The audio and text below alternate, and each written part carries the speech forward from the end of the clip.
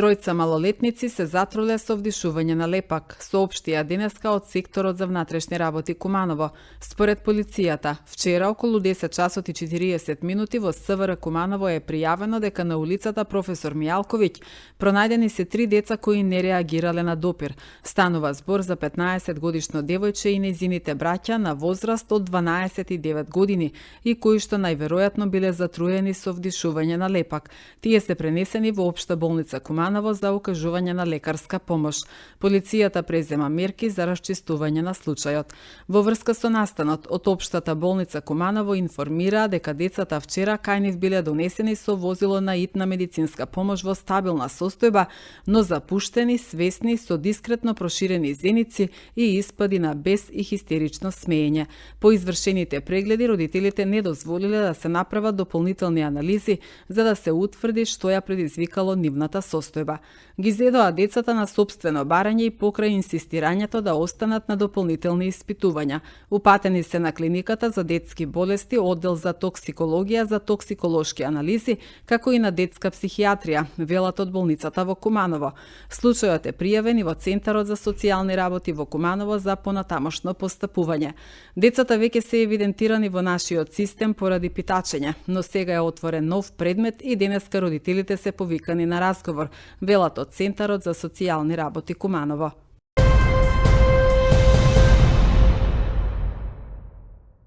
Преполни контејнери, расфрлан отпад околу нив, непријатна миризба и револтирани граѓани. Се секојдневна слика во повеќе населби низ градот, истакна на денешната пресконференција председателот на општинската организација на СДСМ Куманово Дарко Ристовски.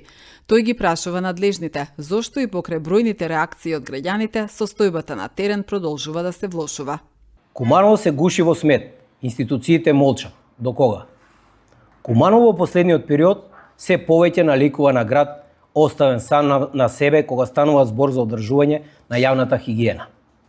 Преполни контейнери, расфрлан отпад околу нив, непријатни миризби и револтирани граѓани се секојдневната слика во повеќе населени места низ градот.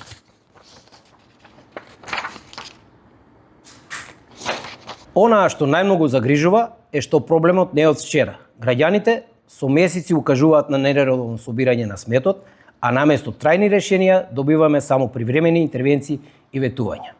Во моментот, кога температурите растат, ризикот од ширење на зарази, појави на инсекти и нарушување на јавното здравје станува се поголем. Дополнително, јавна тајна е дека комуналното предпријатие се соочува со недостаток на механизација и недоволен број на камиони за навремено и ефикасно собирање на отпадот од целата територија на општината. Наместо на времено планирање и обезбедување на потребни ресурси, граѓаните денес ги плаќаат последиците од лошата организација и недоволни капацитети. Прашање до градоначалникот Димитриевски. Дали ќе се чека Куманово целосно да се затрупа во смет, па дури потоа да се преземат конкретни мерки? Граѓаните очекуваат одговори на следниве прашања. Што конкретно е преземено во изминатиот период за надминување на проблемот со собирање на отпадот? Со колку исправни и функционални камиони и механизација располага комуналната служба? Дали недостигот на механизација и камиони е причина поради која отпадот не се собира редовно во сите делови од градот? Дали постои план на набавка на нови возила и опрема и во кој рок тоа ќе се реализира? Зошто и покрај бројните реакции од граѓаните состојбата на теренот продолжува да се влошува? Куманово заслужува чисти улици, функционални комунални предпријатија и локална власт која ќе ги решава проблемите пред тие да прерастат во криза. Наместо изговори, граѓаните очекуваат резултати. Наместо фотографии и изјави за јавноста, потребни се конкретни мерки, доволно механизација и систем кој ќе функционира секој ден, а не само кога револтот на граѓаните ќе стане преголем за да се игнорира. Куманово не сме да биде град затрупан во смет поради неспособноста, неодговорноста и лошото планирање. Граѓаните плаќаат за услугата и имаат право да ја добијат на време и квалитетно.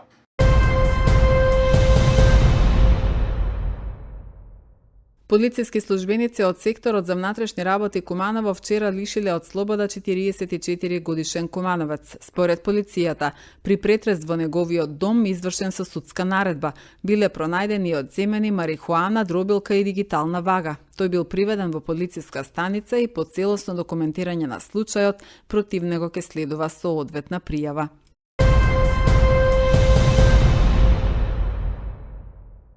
Од регионалниот центар за управување со кризи информираа дека во текот на вчерашниот ден пожарникарите интервенирале на 2 локации.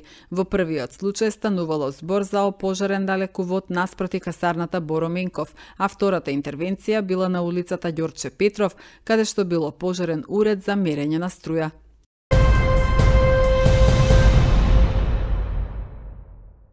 Вработување на негуватели, медицински сестри и административни службеници е она што е најнеопходно за подобрување на условите и услугата на Домот за стари лица Зафир Сајто, посочуваат надлежните. Сите останати детектирани недостатоци може да се решат во рок од 2 месеца, истакна директорот Александар Крстевски. За мал временски период веќе видовме каде има сериозни недостатоци, кои се надеваме дека во тековните месец-два сите недостатоци ќе бидат решени и нашите уживатели, тоест нашите корисници, ќе добијат поквалитетни услуги. За жал, имаме многу намален персонал, кој веќе имавме работен состанок со заменик министерот на оваа тема и се разбира дека без персонал ние не би можеле да даваме квалитетни услуги. Тој е главниот приоритет. Сите останати недостатоци се решливи и мислам дека со менаџирање во тековните месец-два сето тоа ќе биде разрешено и се разбира дека со тоа ќе ги подобриме условите на живење во нашиот дом. Поред систематизација ние треба да имаме 80 луѓе. Во моментот имаме 36 луѓе, од кои 7 ни се преко агенција за вработување. Така да многу фали во тој сегмент лица кои треба да ги вработиме или кои би требало да дојат. Затоа на оваков начин, со меморандум на соработка, со волонтери, гледаме тој вакуум да го искористиме и се надевам дека и со другите средни училишта, како што кажав, со нивните меморандуми ќе добиеме на квалитет на услугите во домот. Само може да ви кажам еден податок дека од администрација имаме само 2 вработени. Тука е генералниот проблем. Ние во една голема институција како што е домот немаме сметководител, немаме правник, немаме човечки ресурси, немаме социјален работник и така натаму. Се разбира, најповеќе ни се потребни негователи и медицински сестри, кои за жал работат и се даваат не 100%, 150% за да овој дом функционира како што функционира во моментот. Ако стаите дека работат по 2 смени, по една негователка, една медицинска сестра во ноќната смена, од 13 вкупно ќе видите дека околу 3 се во смена. Така да тоа е многу малку за 180, каде што имаме и гериатриско одделение, имаме пациенти што не се во можност да извршуваат обични физиолошки потреби, па дури до хранење. Така да многу малку имаме луѓе во тој сегмент. Се разбира, голема благодарност на сите вработени кои даваат максимум од тоа што го имаме на располагање.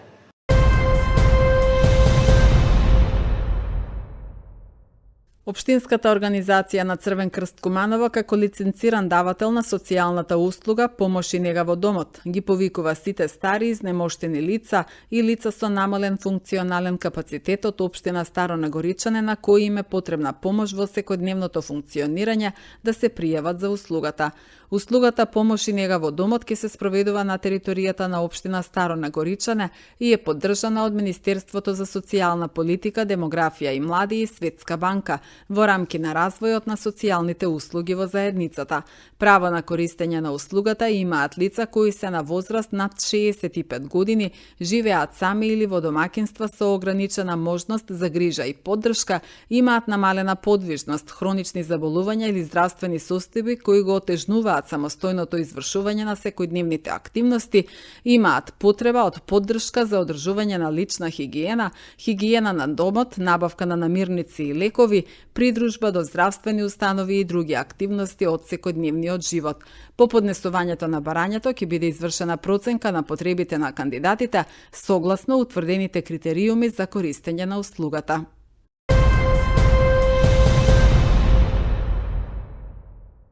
Годишниот Желјко Величковски од Куманово освои второ место на автослалом трката во Кичево, која се бодува за шампионатот на Македонија. Трката е во организација на Националната федерација за историски возила на Македонија, на која се тестираа вештините, фокусот и брзината на возачите на така наречените историски возила во неколку класи. Желјко учествува како член на клубот ОТК Скопје.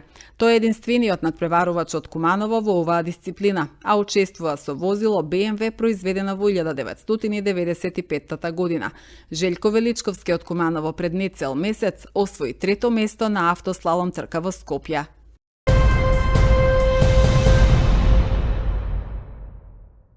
Градоначалникот Максим Димитриевски денеска оствари средба со одбојкарките, председателот и тренер на женскиот одбојкарски клуб Куманово Горан Станиќ, како и спортскиот новинар Маријан Стошевски.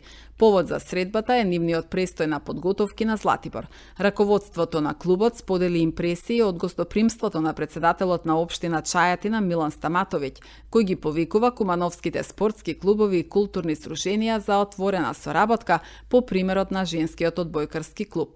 Одбојкарките реализираа заеднички тренинзи и контролни надпревари со женскиот одбојкарски клуб Златибор Чајатина, стекнувајќи нови спортски искуства и пријателства. Беше потенцирана предстојната спортска соработка и подготовки на женскиот одбојкарски клуб во Херцег Нови, Црнагора.